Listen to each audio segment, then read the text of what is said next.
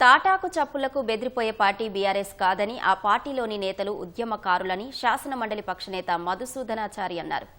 BRS వ్యవస్థాపక సభ్యుడు MLC Shambipur రాజుకు గుర్తు తెలియని నంబర్ల నుంచి బెదిరింపు కాల్స్ రావడంతో సైబరాబాద్ సిపిని కలిసి ఫిర్యాదు చేశామన్నారు.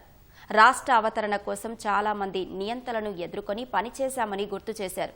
ఎవరి బెదిరింపులకు తాము భయపడేది లేదని స్పష్టం చేశారు. సిపి ప్రత్యేక చొరవ తీసుకుని చట్టపరమైన చర్యలు తీసుకోవాలని ఆయన డిమాండ్ చేశారు. షంబీపూర్ రాజు వెంట 60 లక్షల సైన్యం ఉన్నదనేటువంటి విషయాన్ని గుర్తు చేస్తా ఉన్నాం. మైనంపల్లి హనుమంతరావు గారు బజార్ రౌడీలాగా వ్యవహరిస్తూ చాలా మందిని థ్రెట్ చేస్తున్నటువంటి సందర్భాల పరంపరలోనే ఇటువంటి కార్యక్రమాలు కొనసాగుతున్నాయి. కాబట్టి రేవంత్ రెడ్డి గారు మీరు ముఖ్యమంత్రిగా కొనసాగుతున్నటువంటి కాలంలో గూండాల్లాగా స్వైర వ్యవహారం చేస్తున్నటువంటి తీరు మీరు ఏ రకంగా సమర్థించుకుంటారు? ఇటువంటి అరాచక శక్తుల్ని అరికట్టాల్సినటువంటి పోలీసు వ్యవస్థ ప్రభుత్వం నిమ్మకు నీరెత్తినట్టు వ్యవహరిస్తున్నది. కాబట్టి వాళ్ళ ఆగడాలు పెరిగిపోతా ఉన్నాయి.